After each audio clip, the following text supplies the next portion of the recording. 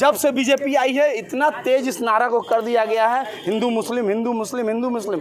हम लोग शुरू से एक साथ खाते हैं, ईद में जाकर हम लोग बदरुद्दीन के पास में मिलते हैं, उठते हैं, बैठते हैं। हमारे दीपावली में बदरुद्दीन भाई हम लोग के घर आते हैं, हम लोग मिलते हैं, उठते हैं, एक साथ खाते हैं, एक साथ बैठते हैं, 1 लाख मोहब्बत है। लेकिन बीजेपी ये सब एक पॉलिटिक्स है कि एक दूसरे से अलग करेंगे, हिंदू वोट बटोरने का। अब बीजेपी के 3 अर्थ क्या है? बी फॉर बलप्रचारी भ्रष्टाचारी, जे फॉर झूठा जुमलाबाज, पी फॉर पार्टी। जीएसटी लगाकर दूध में जो पैसा वाला भी वही दाम लेता है दूध, और गरीब आदमी एगो रिक्शा चलाने वाला भी वही दाम देता है, मूढ़ी का दाम भी वही देता है, पैसा वाला भी वही दाम देता है। चावल बाज़ार में आलू लेने जाता है तो पैसा वाला लोग भी वही उसी दाम में आलू लेता है, एक झी के काम करने वाला आदमी वो भी उसी दाम में आलू लेता है। जब इलेक्शन आता है तभी देखिए हमारे माननीय प्रधानमंत्री जी अच्छे दिन लाए हैं, पहले अच्छे दिन लाए हैं। अच्छे दिन लाने के कारण क्या, अच्छे दिन ऐसे लाए हैं कि जनता ने उनका सब कोई वोट दिया, लेकिन अच्छे दिन ऐसे लाए कि गरीब और अमीर को एक में मिला लिया, जैसे कुत्ते जैसे सभी को मिलाया जाता है ना कि एक में गरीब और अमीर को। तो जो अभी ये लगाकर जीएसटी लगाकर दूध में जो पैसा वाला भी वही दाम लेता है दूध, और गरीब आदमी एगो रिक्शा चलाने वाला भी वही दाम देता है, मूढ़ी का दाम भी वही देता है, पैसा वाला भी वही दाम देता है। चावल बाज़ार में आलू लेने जाता है तो पैसा वाला लोग भी वही उसी दाम में आलू लेता है, एक झी के काम करने वाला आदमी वो भी उसी दाम में आलू लेता है। यही हुआ अच्छा दिन, मोदी जी ऐसा दिन लाए हैं। दूसरा बार क्या कि जब इलेक्शन आ जाता है तो इनका 3 मुद्दा ज़रूर आ जाता है। एक राम मंदिर वाला, एक मंदिर का झमेला आ जाता है कि हर हर जय श्री राम बोलकर। दूसरा बात हिंदू मुस्लिम में भाईचारा में दंगा लगाने का। दूसरा बात ये हो जाता है कि हिंदू पक्ष मुसलमान पक्ष लाने का लग जाते हैं। दूसरा बात क्या है कि जब इलेक्शन आ जाता है तो ऐसे बात झूठा वादा देते हैं कि एक कर देंगे, एक बहुत सा कर दें, लेकिन कुछ नहीं करते हैं। और जो विरोधी अगर बोलता है तो विरोधी के ऊपर वो लोग 2 एजेंडा रखे हैं, एक ईडी एगो सीबीआई, यही है उनका नारा। क्योंकि वो जानते हैं कि वो विरोधी से सकेंगे नहीं, लेकिन वो एक 2 जो प्यादा रखे हैं उसी से धमकाना स्टार्ट करते हैं, इनका यही है। दूसरा बात क्या है कि जब विरोधी जब बोलता है, जब विरोधी देखिए हमारे पश्चिम बंगाल में ममता बनर्जी जी ने जो वादा जो बोलती है, अब शेर के माफी गजर के बात बोलती है, वो काम भी करती है। जैसे आपका कन्याश्री हुआ, रूपाश्री हुआ, स्वास्थ्य साथी हुआ, बोली कि यही बीजेपी वाले लोग बोल रहा था, और लक्ष्मी भंडार सीपीएम वाला बोल रहा था ये भिक्षा दे रहा है, लेकिन ममता बनर्जी नहीं हिंदू देखी है, नहीं मुसलमान ने देखी है, नहीं गुजराती ने, कोई जात नहीं देखी है, और नहीं कोई कलर देखी है। वो सबके लिए साथ दी है और सबके लिए काम की है। और मोदी जी एक झूठा वादा कि सबके 15,000 रुपया बैंक में दे देंगे, कुछ नहीं। ये और का जीएसटी लगाकर सबसे वसूल रहे हैं। वो पैसा कहाँ जा रहा है? आज गरीबी की हालत देखिए जाकर, क्या हाल है, अमीर कहाँ है, ये पैसा कहाँ जा रहा है अभी। और रेल देखिए कितना एकदम आगे बढ़ाते जा रहे हैं कि जो कि जनता दिन का दिन दुश्वार होते जा रहा है। भोलानाथ साव मन का बात बोलिए। हम बोलना चाहते हैं बृजभूषण सिंह को लेकर। आज हम लोग के पहलवानों के साथ जितना अत्याचार हो रहा है, आज मान लीजिए प्रधानमंत्री ने कहा था बेटी बचाओ बेटी पढ़ाओ, आज हमारी पहलवान महिलाएं पहलवान हैं, आज उनके साथ में जो बृजभूषण जी ने जो शोषण किया उसके खिलाफ क्या प्रधानमंत्री ने एक शब्द कहा? नहीं कहा। पहलवानों को घसीटा गया, पुलिस के द्वारा अत्याचार किया गया। पहलवानों ने क्या कहा कि हम लोग को न्याय चाहिए, न्याय मांगा, प्रधानमंत्री से न्याय मांगा, उसके लिए उन्होंने एक बार भी कुछ भी नहीं कहा। पर आज पहलवान इतने तकलीफ़ में है, पहलवानों ने यह तक कह दिया कि हम लोग जो गोल्ड मेडल जीत के लाए वो गंगा में प्रवाहित कर देंगे। उसके बाद हम लोग के देश के गौरव हैं ये पहलवान, जो सारा इतने साल मेहनत करके एथलीट जाकर बाहर देश में विदेश में जीत कर आते हैं, गोल्ड मेडल लेके आते हैं। वो हमारे देश की शान है। और उनके साथ जो अगर शोषण होगा, एक मंत्री बीजेपी का अगर ये अत्याचार करेगा और सिर्फ अपने मंत्री को बचाने के लिए प्रधानमंत्री कुछ नहीं बोलते हैं, तो मेरे नज़र में, हम टीएमसी पार्टी से हैं, मेरी नज़र में प्रधानमंत्री को अपना पद छोड़ देना चाहिए। क्योंकि एक महिला, सबसे पहले तो महिला का इज्जत सर्वोपरि है। महिला की इज्जत के आगे कुछ भी नहीं है।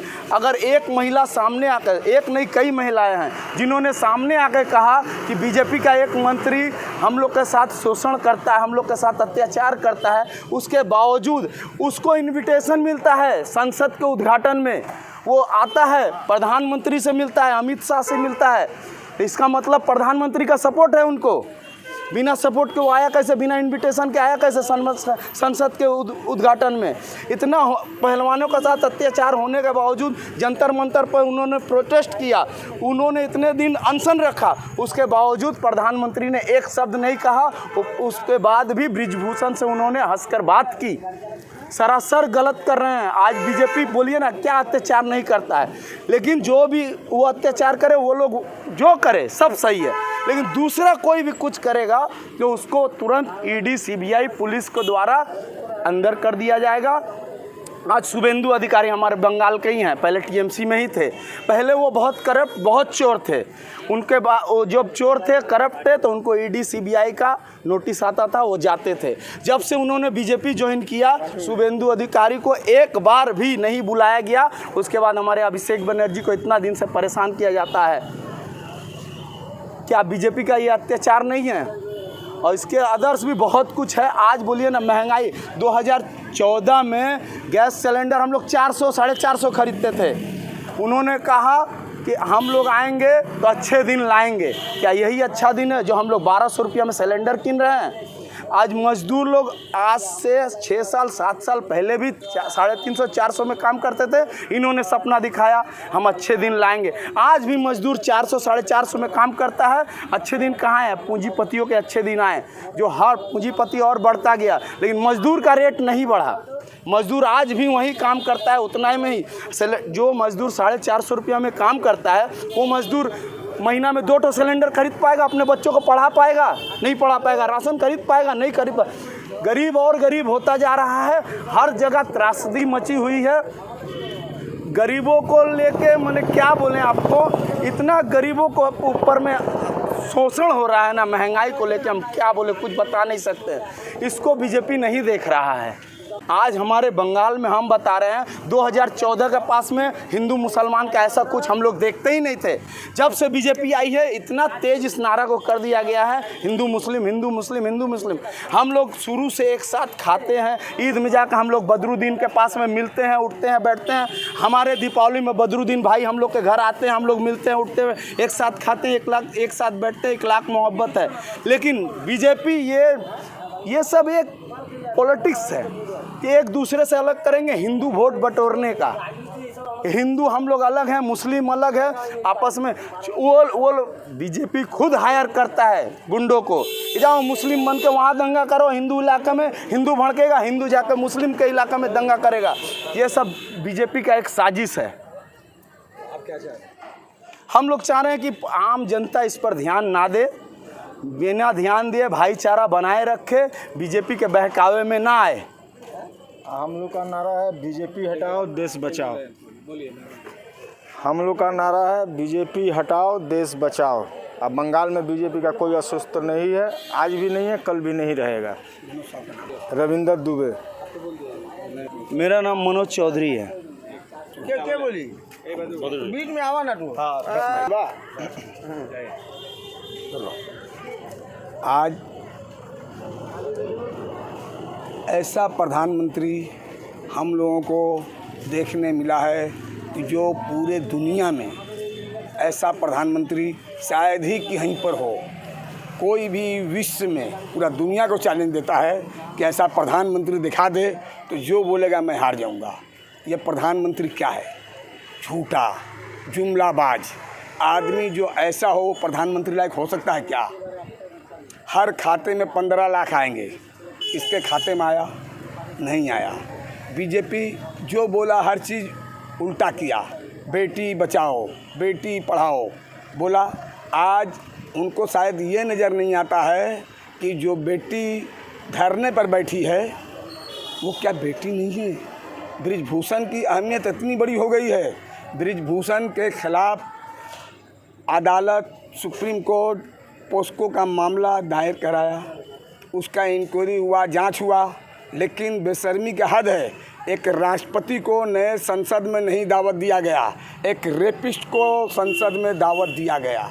इसलिए ये दिखाने को क्या दिखाया? क्या बतलाना चाहता है कि हम राक्षस हैं। इसलिए राक्षस बोल रहे हैं कि बजरंग दल पर कांग्रेस बैंड लगाने को बोला।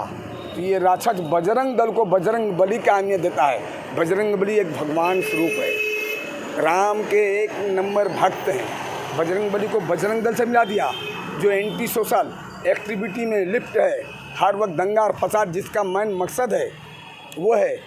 इसलिए बोलता ना, बर्बाद गुलिस्तां को बस एक ही उल्लू काफ़ी था, मोदी। जब हर साख पे उल्लू बैठा हो तो अंजाम गुलिस्तां क्या होगा?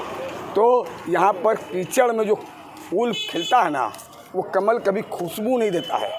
अब कीचड़ से निकला हुआ कमल फूल है। अब बीजेपी के 3 अर्थ क्या है?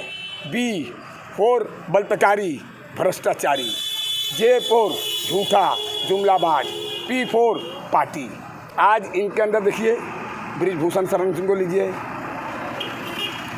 जिसको भी लिखिए, सबसे ज़्यादा बलात्कारी का तादाद इनमें मिलेगा, दंगाई इनमें मिलेगा, सब कुछ तो इन्हीं में है। बचा क्या है? तो आज ये चीज़ पे गुजर रहा देश, कैसे चलेगा? देश के लिए महंगाई पे बात हो, बेरोजगारी पे बात हो, देश इस पे चलेगा। धन्यवाद। बदरुद्दीन अंसारी।